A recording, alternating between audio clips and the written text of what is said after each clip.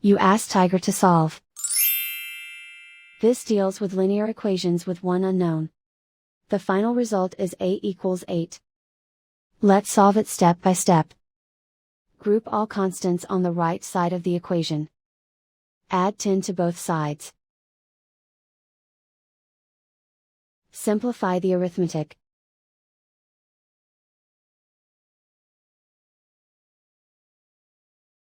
Isolate the a. Divide both sides by 3.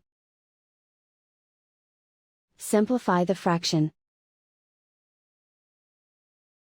Find the greatest common factor of the numerator and denominator.